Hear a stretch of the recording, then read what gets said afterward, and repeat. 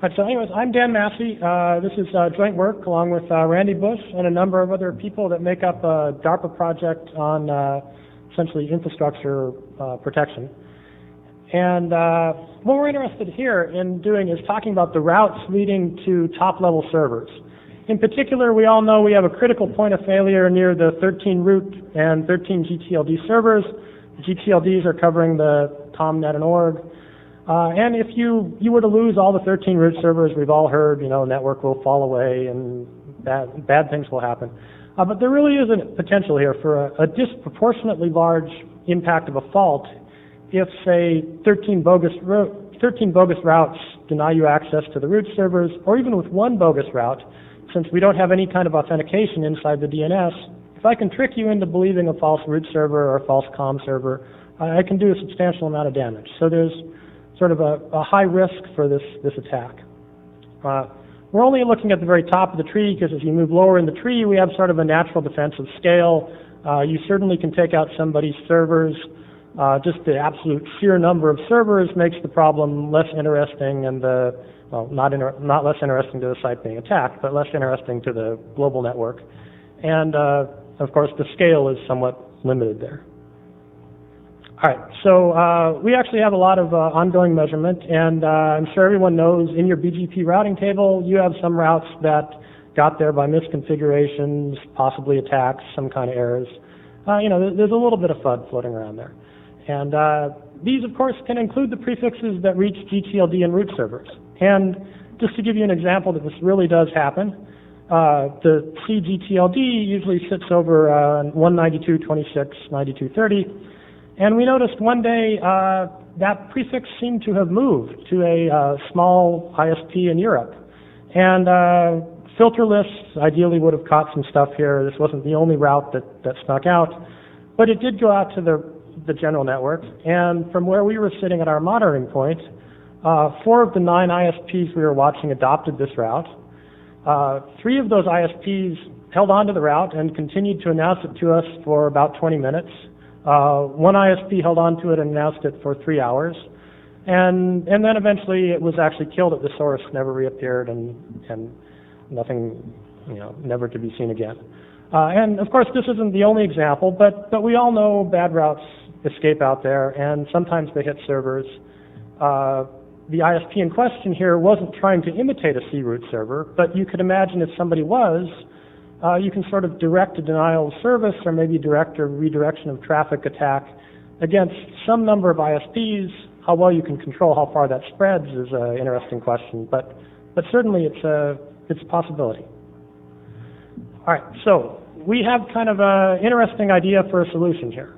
Current BGP provides dynamic routes, which is certainly a good thing, right? And here we are coming with Randy and myself and a bunch of academic people saying, hey, wait, let's look again at dynamic routes. So what we're doing is actually trying the opposite extreme, just to see what happens. So what we're going to do is we're going to say, select a single route to each one of the servers. So we're going to put in there 25 fixed routes. We use AS path filters to make sure that's the only advertisement we're going to accept. So when that route is gone, we can't reach the server. We're also, of course, going to apply more specifics so that you can't sneak a more specific route in to get around our filter. And this route is going to change on a frequency of months, if at all. So we're not going to try to accommodate link failures. We're not going to try to do any kind of engineering, traffic engineering. The only time we're going to change is if a root server IP address changes. Not frequently. Or possibly maybe an origin AS changes, or we see some real legitimate change in transit policy that we were forced to adopt to. And we're only going to adjust to this new route after we do offline verification. Right. So essentially we're static routing to 26 servers. All right, so why is this even something you could consider in theory? Well, there's a couple unique features here that we're looking at. First, the scale of the problem is limited to a small number of routes. We're looking at 25 routes. So there are 26 servers, but one shares a prefix. So we have 25 total routes. And we have no problem of exponential growth. If you count the total number of top-level servers, even including things other than ComNet and org, you still have a relatively small set. And it's not growing, or not growing fast, at least. We also believe that it's okay to actually lose one of the routes to the servers for a while. It's actually much better to have a lost route than a route pointing you to an invalid server. And we all know DNS will deal with the loss of a few servers. It's going to time out. It's going to retry whatever survives. And as long as we provide that the surviving servers are able to handle the load, and maybe we're willing to pay a little cost and delay on timeouts, the DNS is still going to work. We also claim that we believe there are some predictable properties here. These servers don't change without non-trivial effort, right? This is not a web server hanging off somebody's DSL modem at home. This is a root server that you're going to have to talk to ICANN to move, and it's fixed. Also, we believe these sit in places that have highly available locations, and part of the ability to run a root or gTLD is hopefully you have the ability to keep your network up, a substantial amount of the time, right? Or possibly you shouldn't be running a root server. So in theory, we believe maybe it's a good idea, but of course, the only way you ever really find out is you have to look at some actual data. And so what we did is we took an analysis of BGP updates using the RIPE data set. I think everybody's probably heard of RIPE. If you haven't, basically we have an archive of all BGP updates sent by a number of peers. We're in particular looking at nine ISPs, US, Europe, and Japan, a variety of qualities for the ISPs. The data we use goes from February of 2001 to April of 2002. Also, a couple data collection notes.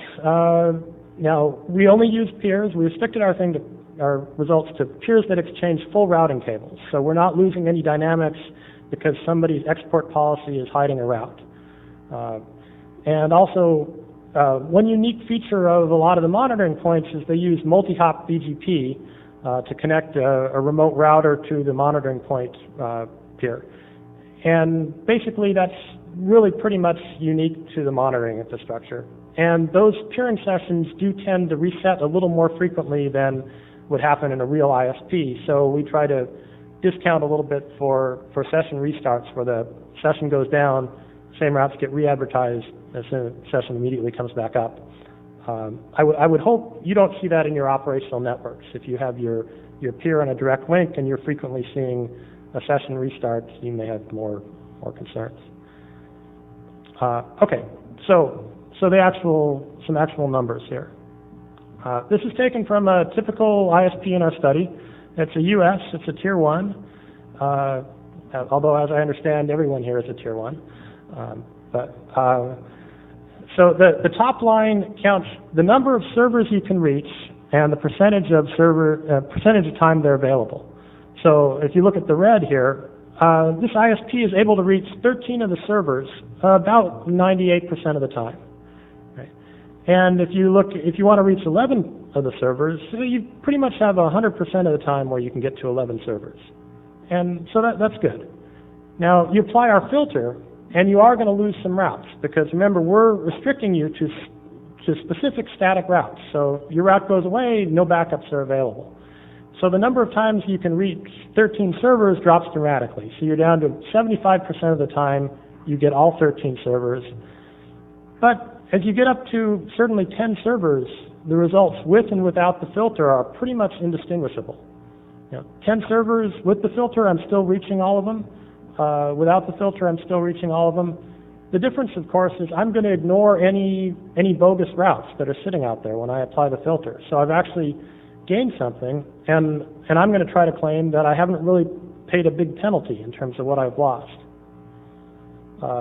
Now, when I say static routes, I mean how static is static, right? Things do change in the network, and so over our 14-month period, for example, if you look at the A root server, we had to do 3 manual changes to the filter.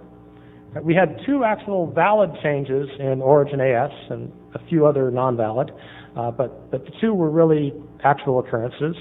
On May 19th, the Origin AS changed from 6245 to 11840. Origin AS changed again on 6401.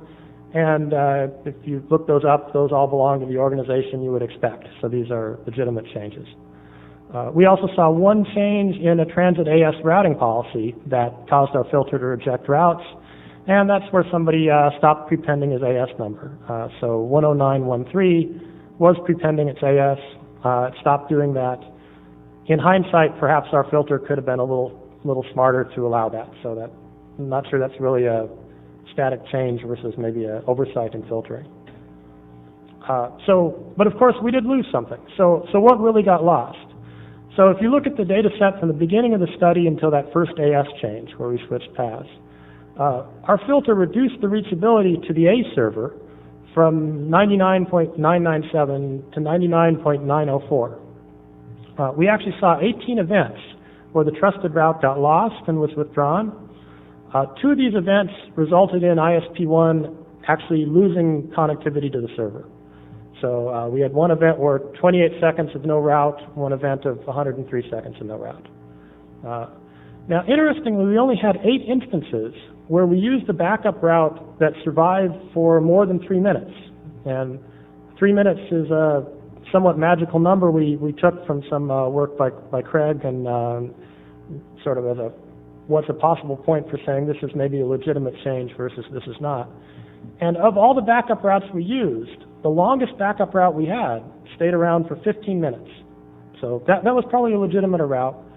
The rest of these changes, you may have been okay actually throwing them away. And these results, we have 9 ISPs and 26 servers, so I can present these graphs all day, but this is essentially a representative one. And on our website and on a paper, you're welcome to look at more data. So just to give you sort of an example of what got filtered out. So here's one event. We initially start with, this is our trusted route to the A root server. And I'm only showing the tail of the AS path. Trusted route gets withdrawn and replaced by this guy at 1606. Now our filter would have dropped this, but the ISP is still claiming I can reach the server. Uh-oh, we lost an AS there, but about 30 seconds later, we had another path change, and yet another path change, and then finally we declare no route, right? So this is not unexpected in BGP. I mean, people who've looked at BGP convergence aren't going to be too shocked by this result. And if we had applied the filter, all those would have been thrown out. And instead of declaring I have no route at 1608.30, I would have declared I have no route at 1606.32. And, so in this case, throwing that away maybe is not such a bad thing to do. I'm not sure how much reachability you really had in that interval. So even though our graph looked pretty good, I'm going to claim that the results are even better if you consider when the route really gets you to the server. Of course, there's always a worst case. And so of the 9, this is the worst case in our study. And here you can see a drop in root server reachability that I think is actually worth thinking about and is a little bit worrying if you're this ISP. So initially, this ISP, 99% of the time, you have 13 servers. You apply our filter, and you only get 12 servers 60% of the time. So 40% of the time, you've lost at least 1 or 2 servers. And we only start to catch up with the real routing around 6 servers. And you only need 1, assuming not everybody switches to the same one. So, the ISP would still work, but still, the other graph looked a lot nicer. So where did this leave us? This left us with, all right, we don't actually want to come to Nanog and put static routes in your backbone. That's not really what the point of the talk is here. But we do think that, there may be a balance to look at here. And some problems with our approach are we did require infrequent updates to the filter. And this would have been especially useful to automate because I think there's a natural tendency that if it's a task that must be done and is done sort of periodically, there tends to be a tendency to either forget the task or when it comes up, forget what were the steps I did to update the filter. So it'd be nice to either update the filter frequently or automate it. Right? Also, if we allowed more than one path, obviously we improved robustness. Our simple filter allowed only one path, got pretty good reachability. We could have improved that ISP3 graph tremendously if we had said, let's allow 2 paths into our filter, because that ISP was sort of often switching between a main path and a well-used backup. So really the question here is, can you strike a balance between simply accepting any route through a root server that someone advertises and the other extreme of saying, I will only follow this known valid route to the server? And of course, we have a claim that we have an algorithm to do that. And so the main idea behind the algorithm is just to sort of slow down the dynamics and add some optional verification depending on how secure you want to be. So we apply some hysteresis before accepting a new path. So essentially the dynamics for these routes are actually slower than what you would get in the real internet. And if you want, you can throw in an optional module here to either believe the route simply because it survived in the table a while, use some probabilistic query and response to make sure what you're getting back from the server really is a real answer, or maybe trigger some offline checking. For instance, the AS of the root server has moved. Let's ask the administrator if that makes sense, and maybe even mail mark at VeriSign or post on Nanog, did the root server really change? And if you want the details of the algorithm, you can get those in a paper on our website, and I'll have a reference at the end here. But so what happens if you sort of try to strike this balance between adaptivity and static routes? And so this is ISP1, and I think we've done a pretty good job of improving overall reachability. We're still getting 97-ish% reachability to 13 servers, and even at 12 servers, the difference I think is negligible, and a lot of that loss is routes that you wouldn't have used to get to the server anyways. You look at the gTLDs, a similar story. What's more encouraging is this was our worst case, and it is still our worst case. And for ISP3, by just allowing a little bit of adaptation, we're able to still protect against the forged route, or the misconfigured route, but we still have high degree of reachability. Same story for the root servers, for the gTLD servers. And so it's really a fairly simple story, but I think hopefully an interesting one. So our conclusions basically are that, look, we've been looking at data from a research perspective. We're interested both in securing BGP and securing DNS for however you might define securing. And here's sort of a unique special case where maybe you really can do something. And we did observe faults in the internet. We think there is a potential for denial of service, so we would encourage people to at least watch this and see if you are believing bogus routes to top-level servers. And be worried that if you do believe 13 bogus routes, and you probably have 13 bogus routes in your table now, the wrong 13 and you're in trouble. And we propose a solution here of sort of a counterintuitive thing. Maybe dynamic routes aren't all they're cracked up to be. I mean, but certainly we want some dynamic adaptation to topology changes, ability to use backup routes, but let's consider making these less dynamic. This is clearly limited to this problem. We're not going out there and saying, let's put a static route for the entire table, right? This relies on the unique properties of the root servers, in particular scale, ability to lose one, and the belief that these are at highly predictable and stable locations.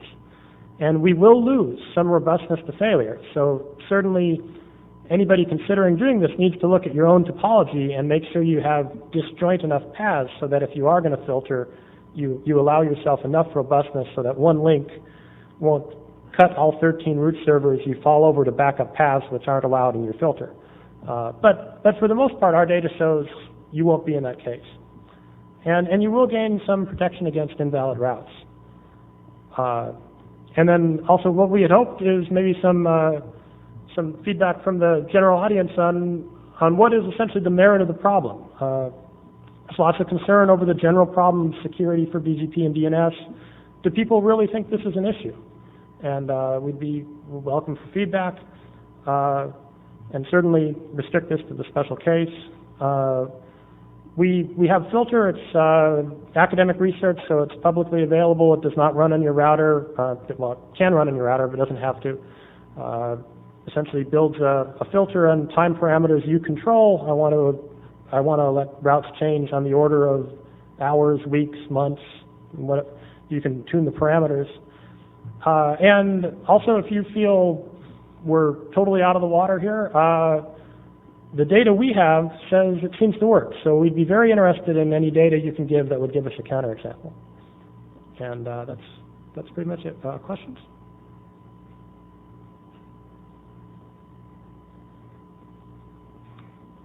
Stephen Stewart. Today I think I'll be F-root. I have two questions. One, what's up with ISP3? I mean, did they suck, or is somebody doing the bad thing to them? Well, I think ISP3 suffers from two problems. First, I told you that two servers sit in the same prefix, right? And they have trouble with that particular route, so they pay a little extra penalty there. And for that route, essentially what they're doing is, I think it's too short-term to be traffic engineering, but they occasionally do lose their primary route. And when that happens, they fall over pretty much immediately to a backup route that'll stay around for an hour or 2 hours until the primary comes back. Okay, when you say they lose their primary route, is that a function of losing their primary provider? Or is just that route getting withdrawn? That route getting withdrawn from the, we're trying to have some discussions with them. We don't really have a good explanation from them as to why that is going away, but it is periodically going away and trying a backup path. Okay. Question number two is, how much does your data change if you start locking down the AS path from one end and increasing by one? Right. As opposed to locking down the entire path, what if you start from the known origin of the prefix and work your way that way? And conversely, what if you start with what you know to be your best next top AS and work that way? Okay, I think there's actually two interesting things there. One, I mean, there may be sort of a cause and effect here that if people really did this, we would see a much greater change in the dynamic of the root servers, which could in turn change the results from our study. Oh, more porn faster, absolutely. Yeah.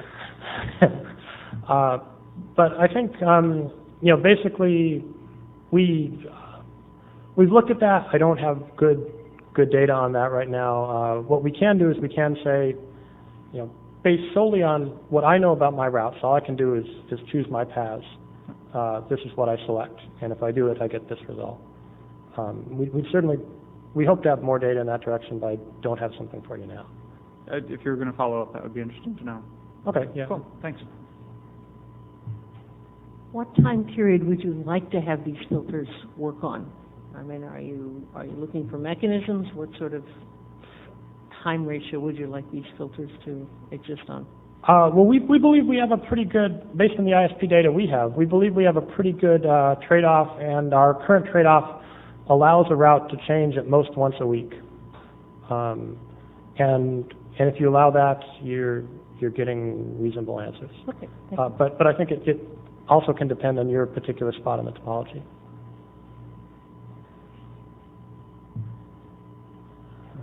Randy. Yeah, that I think is the strongest answer, Sue, is it depends upon what your fan out is, right? What your upstream's fan outs are, where you are in the topology.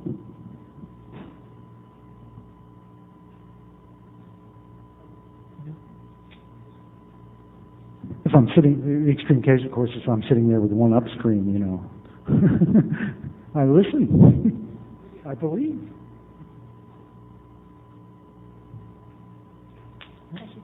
Thanks.